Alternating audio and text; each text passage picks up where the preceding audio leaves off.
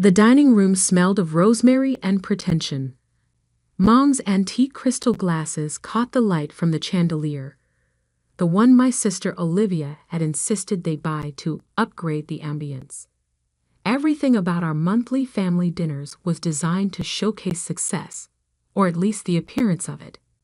I sat quietly, cutting my roast beef into precise squares while Olivia dominated the conversation. And then, she gushed, swirling her wine. James and I just fell in love with Unit 4B at the Mason. You know that luxury complex downtown? The views are absolutely incredible. Mom beamed. Oh, honey, that's wonderful. Those units are so exclusive. They are, Olivia preened. The waitlist is usually months long, but James knows people. She turned to me, her smile sharp as a paper cut. What about you, Sarah? Still in that little rental on Oak Street? I took a small sip of water. Yes, still there. Oh, her tone dripped with fake sympathy. Well, I suppose not everyone can afford to live somewhere nice. The Mason has such strict income requirements. She laughed, the sound like wind chimes made of ice. Poor thing, still paying rent at your age. Dad cleared his throat uncomfortably. Mom suddenly became very interested in her napkin, but Olivia wasn't done. You know, if you'd focused more on your career instead of all those investment courses you were always taking, maybe you could afford something better by now. I placed my fork down carefully. 10 years of calculated silence, of letting them believe what they wanted to believe, had led to this moment. I pulled out my phone, scrolling through my contacts with deliberate slowness. Actually, Olivia, speaking of the Mason. I hit dial and put the phone on speaker. The room filled with soft ringing. Hello, Ms. Anderson. How can I help you? Ms. Wilson's crisp professional voice carried clearly across the dinner table. Hi, Ms. Wilson. This is Sarah Anderson, the owner. I need you to prepare a notice for Unit 4B. Their lease won't be renewed next month. The silence that followed was absolute. Olivia's wine glass froze halfway to her lips. Mom's fork clattered against her plate. Of course, Ms. Anderson. I'll prepare the paperwork right away. Would you like me to deliver it personally, or send it through mail? Personal delivery, please. Tomorrow morning would be perfect. Consider it done. Anything else? No, that's all. Thank you, Ms. Wilson. I ended the call and returned to my roast beef, taking another small, careful bite. The meat had gone cold, but I barely noticed. I was too busy watching the color drain from Olivia's face as realization dawned. You're lying, she stammered. This is some kind of joke. I reached into my bag and pulled out a slim leather portfolio. Inside was the deed to the Mason, along with quarterly revenue reports and tenant listings. I slid them across the table without a word. But how? Mom's voice was barely a whisper. Remember all those investment courses you mocked? The ones that were wasting my time while Olivia was climbing the corporate ladder? I smiled slightly. Turns out they were quite useful. I bought the Mason 3 years ago through my holding company, along with 6 other properties in the city. Dad picked up the papers with trembling hands. These numbers, Sarah. This is... Yes, Dad. Your struggling daughter manages a real estate portfolio worth just over $40 million. I turned to Olivia, whose face had shifted from shock to something closer to horror. And yes, sis, the Mason does have very strict income requirements. Unfortunately, you and James fall just short of them for next year's lease terms. You can't do this, Olivia's voice cracked. We just finished decorating. We hosted a housewarming party last week. Actually, I can. It's my building. I stood up, smoothing my simple black dress. But don't worry. I hear there are some nice rentals available on Oak Street. Mom found her voice. Sarah, be reasonable. Your sister didn't mean. Yes, she did. I cut her off gently.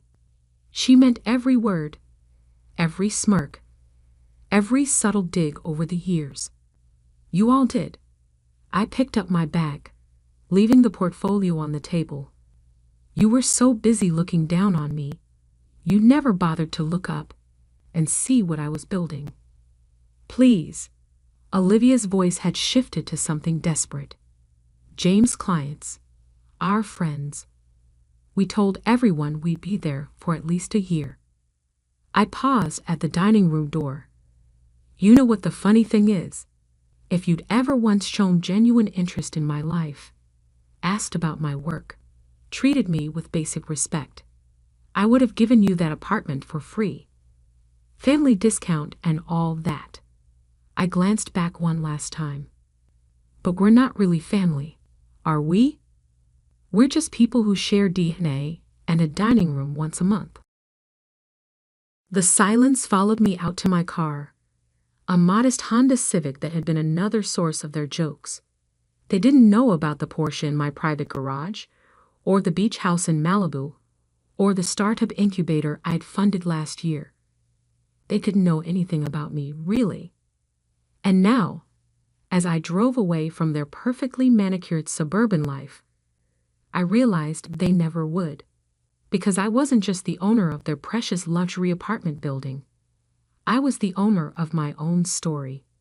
And for the first time in 10 years, I was finally letting myself tell it. My phone buzzed with texts, first from Olivia, then Mom, then Dad, each one more desperate than the last. I turned off the notifications and headed toward downtown, toward the Mason's gleaming glass tower, rising against the evening sky. My tower, my rules, my victory. Sometimes silence isn't just golden. Sometimes it's strategic. And sometimes, just sometimes, it builds empires while others are too busy judging to notice them rise. The next morning, I sat in my private office on the top floor of the Mason, watching the city wake up through floor-to-ceiling windows. The same windows Olivia had bragged about at countless social gatherings, never knowing her view was courtesy of her struggling sister.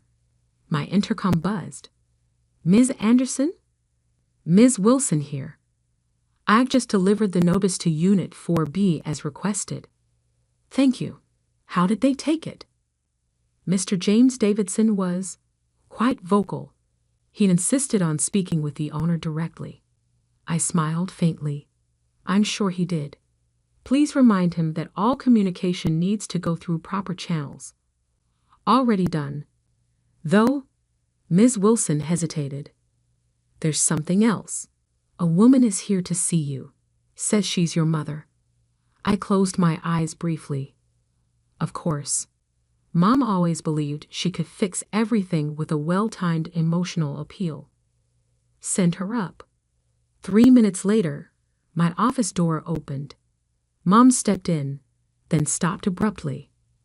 I could see her taking in the space, the modern art on the walls, the custom desk, the view she praised so often in Olivia's apartment, not knowing an even better version existed just floors above.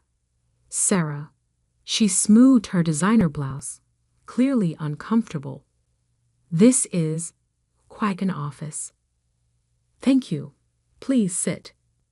I gestured to one of the leather chairs facing my desk. She perched on the edge like she was afraid of settling in. Honey, we need to talk about what happened last night. Do we? You can't just evict your sister. Think about how this will look. I leaned back in my chair. Interesting. Your first concern is appearances, not the fact that your daughters haven't had a real conversation in years. That's not fair. We've always supported you. Have you? I opened my laptop, pulling up a folder I'd kept for years. Let's review, shall we? When I wanted to take that first real estate course, Dad called it throwing money away. When I started my investment company, you told everyone I was between jobs. When I missed Olivia's engagement party because I was closing my first major property deal, you said I was selfish and jealous of her success. We were worried about you. You were so secretive, never telling us anything. I tried. Every dinner, every holiday, I tried to share my work. But you were always too busy praising Olivia's latest promotion or James' new car or their perfect life in their perfect apartment. I closed the laptop softly. The apartment I own. Mom's face crumpled slightly. Why didn't you just tell us? Would you have believed me? Or would you have assumed I was lying to compete with Olivia? She didn't answer. She didn't need to. We both knew the truth. The notice stands, I said firmly. They have 30 days to find new accommodation. Sarah, please. Your sister is devastated. She had to call in sick to work today. James is threatening to. To what? Sue? He's welcome to try. Every lease agreement is ironclad, and I have documentation of 3 noise complaints against their unit in the past month alone. Mom's eyes widened. You've been monitoring them? I monitor all my properties. It's called being a responsible owner. I stood up, signaling the end of the conversation. Now, if you'll excuse me, I have a meeting with my development team about our new project in Seattle. Seattle? She looked lost. You're expanding there too? Among other places. I walked to the door, holding it open. You know, Mom, all those times you and Dad pushed me to be more like Olivia, to follow her path. Did you ever consider that I was building something bigger than a corner office and a luxury apartment? She stopped in the doorway, turning to face me. We just wanted you to be successful. I am successful. You just defined success too narrowly to see it. After she left, I walked to the window, watching her expensive car pull away from the curb. My phone buzzed, a text from Olivia. This is cruel, even for you. I typed back. No, cruel is 10 years of subtle digs and public humiliation. This is just business. Another buzz. Mom says you have properties in Seattle now. What else are you hiding? I smiled but didn't respond. Let her wonder. Let them all wonder. Ms. Wilson's voice came through the intercom again. Ms. Anderson? The development team is ready for you in the conference room. Thank you. Oh, and Ms. Wilson? Please start compiling listings for available units in the building. Similar size to 4B, but perhaps with slightly less desirable views. For your sister? No. For the 3 families on our waiting list who actually meet our income requirements. It's time to maintain some standards around here. As I gathered my materials for the meeting, I caught my reflection in the window. I looked different somehow, stronger, clearer, more myself than I'd ever been at those suffocating family dinners. My phone buzzed again. Dad, this time. We should talk. Over dinner, maybe? Your choice of restaurant. I left it unanswered. They'd had 10 years of dinners to talk to me, to see me, to understand what I was building. Now they could wait, because the empire I'd built in silence. It was just the beginning, and this time, I wouldn't be quiet about it. The next week unfolded like a carefully orchestrated symphony of consequences. I sat in my home office, not the modest Oak Street apartment they knew about, but my actual residence, a restored Victorian mansion in the city's most exclusive neighborhood, reviewing the security footage from the Mason. Olivia had shown up every day, alternating between demands and pleas with Ms. Wilson. James had tried legal threats, then bribes, then finally resorted to leaving desperate voicemails about family obligations. I watched it all with a detached sort of fascination, like observing specimens in a lab. Then came the email that changed everything. Ms. Anderson, I represent the Davidson family's interests in several commercial properties downtown. We've recently learned you're the owner of the Mason. I believe we could turn this unfortunate situation into a mutually beneficial opportunity. Perhaps we could discuss over lunch. Best regards, Marcus Sterling, Senior Partner, Sterling and Associates. I laughed quietly. James' father's law firm. Of course. They still thought this was a negotiation. I typed a brief response. Mr. Sterling? Thank you for your interest. However, I should inform you that the Mason is just one of 17 properties in my portfolio. This includes the building where Sterling and Associates currently leases its offices. Your lease is up for renewal next quarter. I look forward to reviewing your firm's application along with other potential tenants. Best, Sarah Anderson, CEO, Anderson Holdings. I hit send and waited. 3 minutes later, my phone rang. It was Olivia. You own the Sterling building too? Her voice shook. Sarah, what are you? A good investor. Something none of you ever bothered to understand. James' father is furious. He's talking about blacklisting you in real estate circles. I smiled, though she couldn't see it. Interesting threat. Has he checked who owns the properties housing the city's top 3 law firms? Or the new tech complex where his biggest clients are headquartered? Silence. Then, how? How much do you actually own? Enough to ensure that blacklisting me would be problematic for many influential people. I paused. Including Dad's engineering firm. Their building lease is under review too, by the way. Dad's office? Her voice cracked. Sarah, you can't. Can't what? Make business decisions about my properties? Isn't that what you and James do? What Mom and Dad praised you for? Being tough and business-minded. More silence. Then softly, what do you want? Want? I looked out my window at the city skyline, my skyline, in many ways. I want what I've always wanted. Recognition, respect, a family that sees me for who I am, not who they assumed I'd be. By destroying us? No, Olivia. By showing you who I've become while you were too busy looking down to look up. I sighed. Check your email in an hour. You'll find a list of available properties within your actual budget. Not as prestigious as the Mason, but decent. Consider it a professional courtesy. That's it? That's all you have to say? No. I stood, walking to my wall of achievements, awards, recognitions, magazine covers featuring my properties, all collected over years of work they dismissed as wasting time. I also want you to explain to Mom and Dad why their perfect daughter and son-in-law are moving to a lesser address. Tell them the truth. All of it, including how you treated the sister who could have been your biggest ally. I ended the call and pressed my intercom.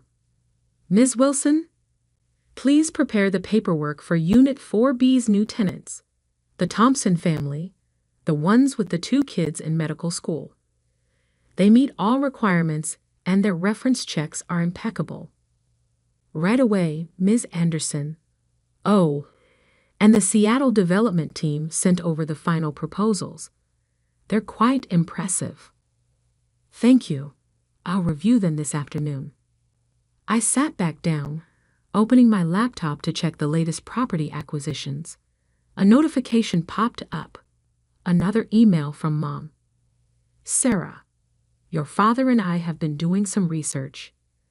The properties, the investments, the scale of what you've built. We had no idea. No idea at all. We failed you. Not in the way we thought. Worrying you weren't successful enough, but by not seeing how extraordinary you actually are.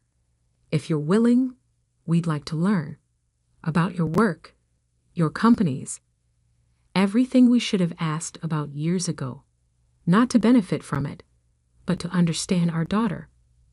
Love. Mom. I read it twice, then pulled up my calendar. After a moment's consideration, I blocked off next Thursday evening and typed, "Dinner at 7. My office. Come ready to listen. Sarah." Then I turned back to my work, to the empire I'd built in silence, to the future I was still creating. Because success isn't just about proving others wrong, it's about proving yourself right. And sometimes the quietest builder creates the tallest towers. Mom's response came quickly. "We'll be there. And Sarah, we're proud of you." We should have said that years ago. I didn't reply. They'd need to prove it with more than words this time. But as I looked out at my city, at the buildings bearing my invisible fingerprints, I felt something shift. Not forgiveness, not yet, but perhaps the foundation of something new. Sometimes the best revenge isn't serving it cold, it's serving it with a side of enlightenment. And as the sun set over my skyline, I smiled, knowing that tomorrow would bring another day of building, growing, and rising. Not in silence anymore, but in the clear, bright light of truth. Because I wasn't just Sarah Anderson, the overlooked sister. I was Sarah Anderson, CEO, property mogul, empire builder. And finally, everyone knew it.